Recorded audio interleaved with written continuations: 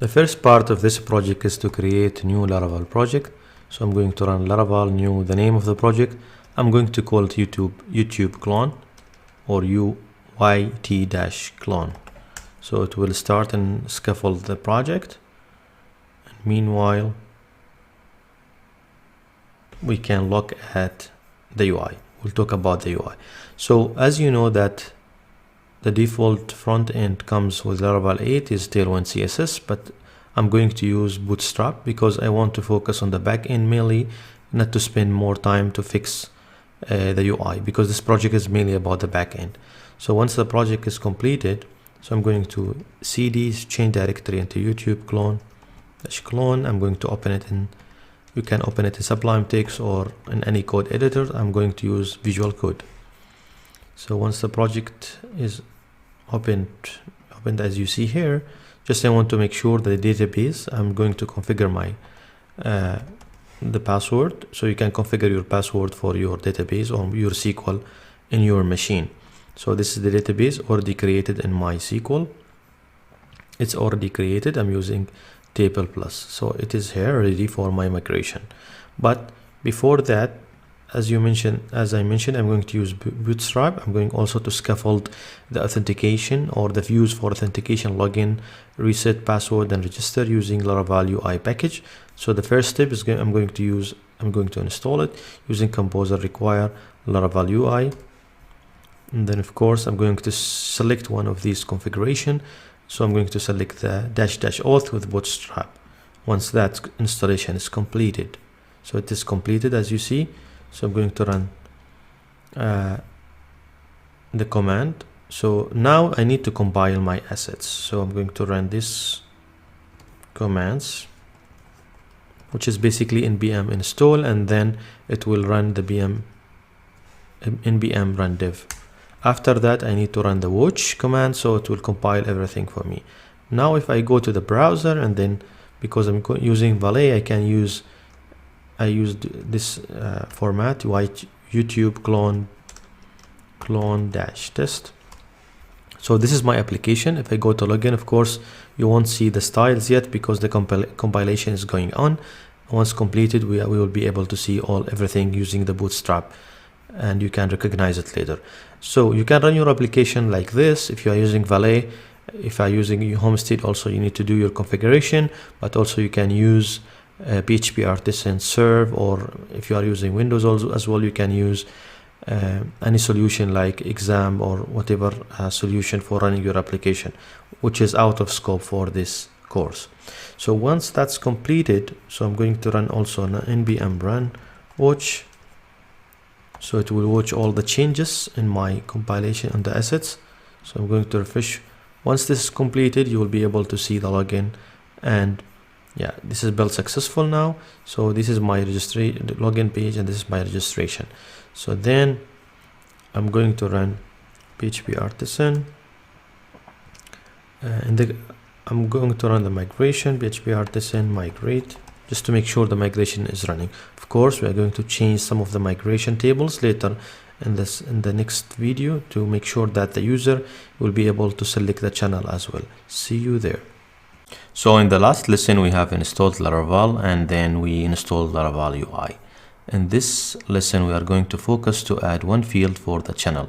So the plan in this course to basically, when the user is doing the registration, we need to add a channel name here.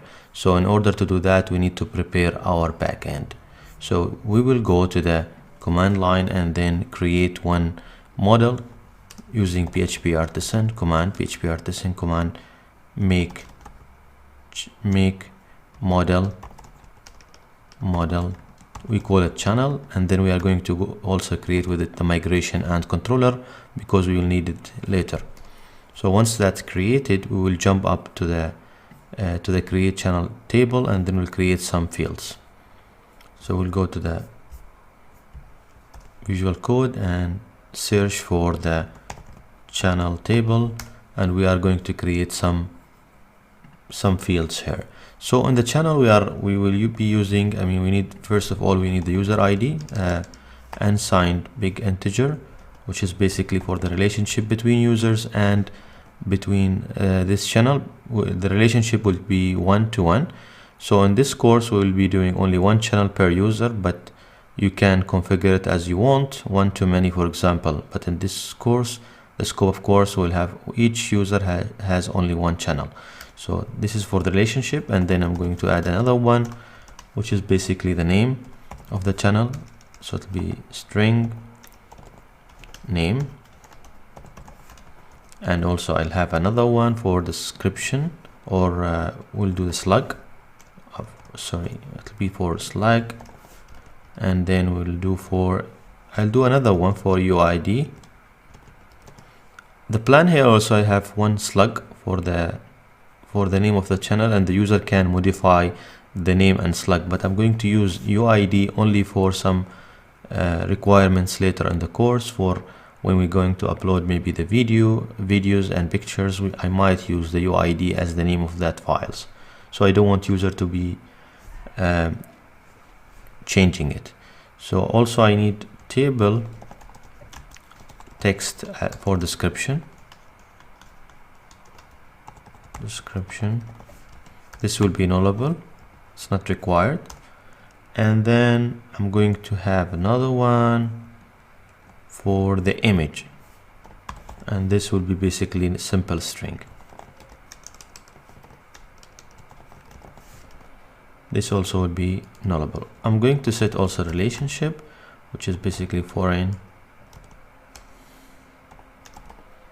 between the channel and between the user ID, between users and channelers. So user ID column references ID on table users, and then going to set the on cascade or on delete, on cascade delete. So this is now my migration, consists of these fields. So let's go and run the migration using this command. If I go now to the table and refresh it, I'll make sure that the channels is there and we have all these columns ready. Now also I want to build, I will jump and configure the relationship so it is ready for me in the model. So the first thing I'm going to go into channel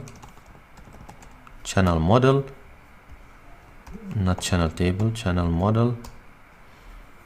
I'm going to set here. So you have two options for fillable fields, which is the fields that is allowed to be filled by user from the form. For example, either you set the fillable to be array and then you set the columns, like for example name and whatever, or you can select it the other way around using the protected guarded and set it to empty array. I'm going to use this method, or you can use the one which is fillable, which is you need to set it protected. This should be inside the class. Okay, and also then I'm going to send the relationship, which is basically the user. So retain this belongs to or has one, has one, which is basically channel class.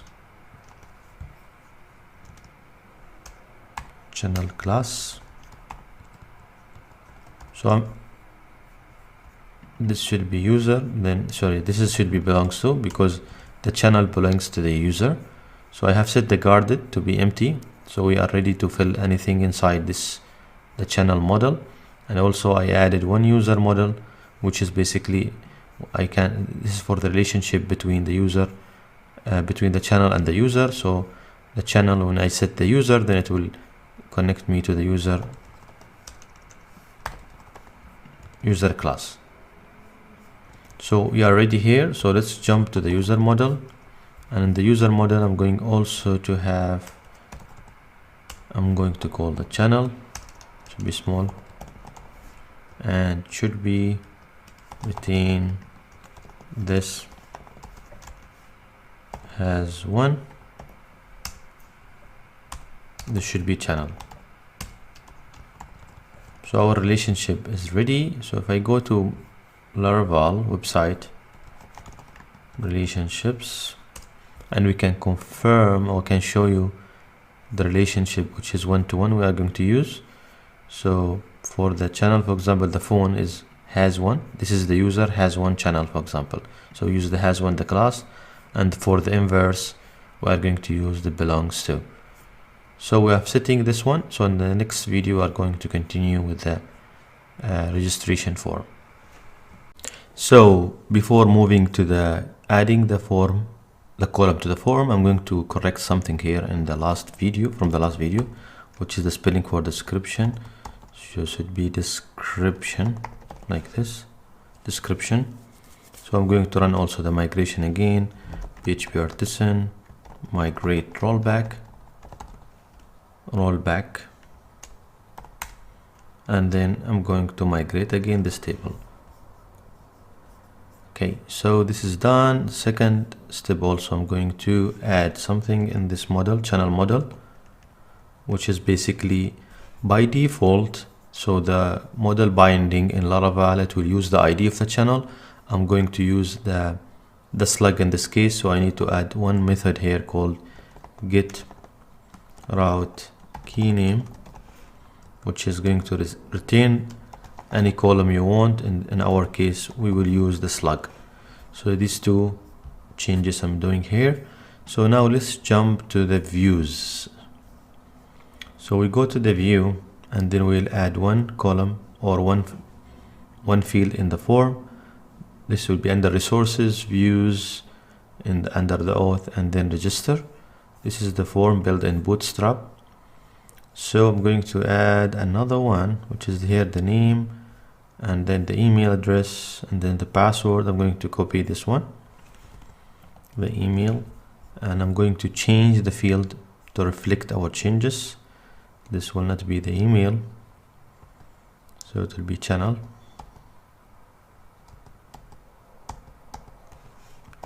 Channel name. So I'm going to call channel name, but in this, the title, I'm going to call it channel name.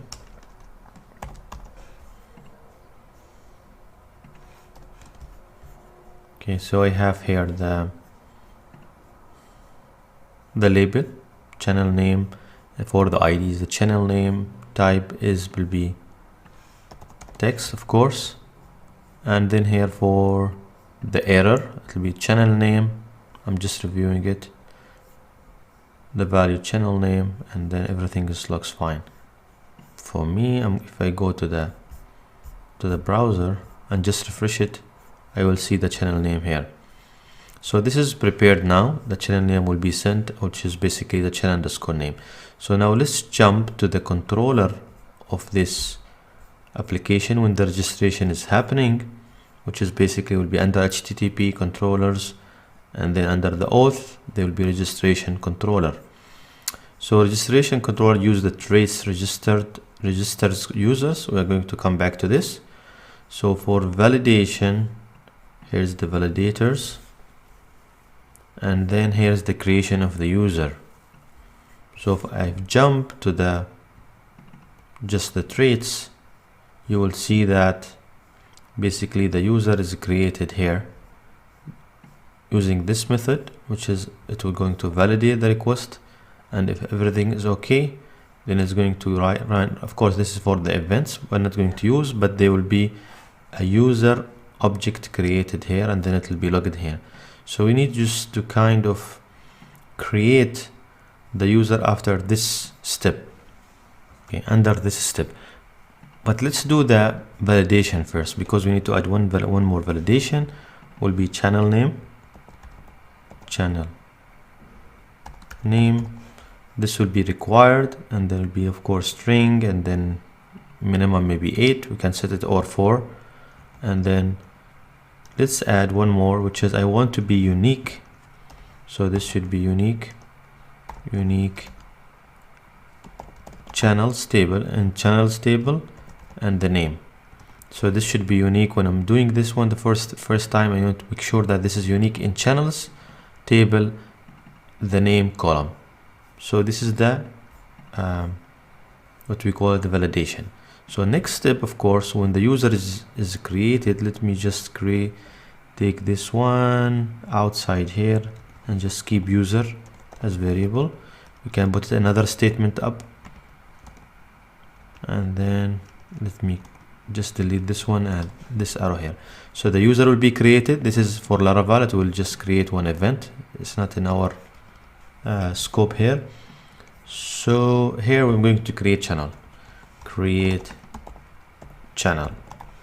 So first, because we have relationship, I have user object, and I'm going to call the channel, and then through the relationship I'm going to create run the create. Of course, name will be the channel name, will be request coming from the form, channel name, and then I will add one more basically, or two, which is one is the slug.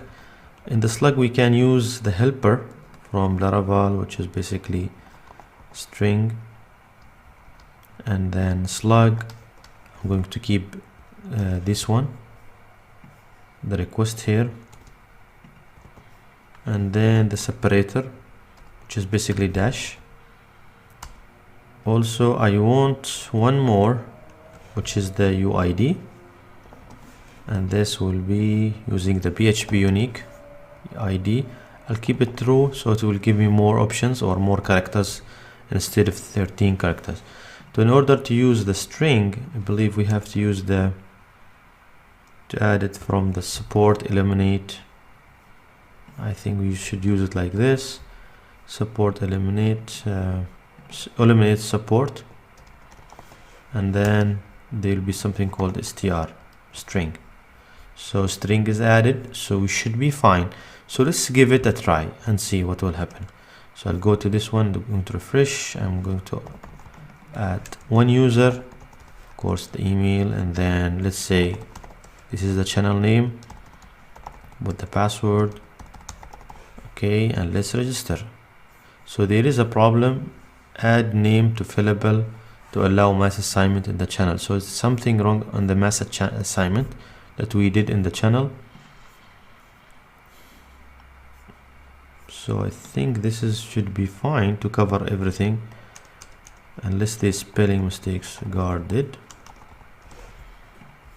so protected, guarded should be fine. Let's try again and see.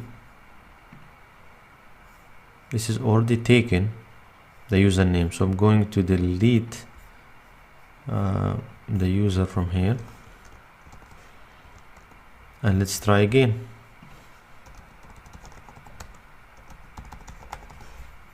Doing the registration, so it's working fine. So it was like a spelling mistake. So if I go now to the database and check, so I have the username, I have the channel. Also, if you notice, the username, user ID is 2, and the ID for the user is 2, so everything is working fantastic.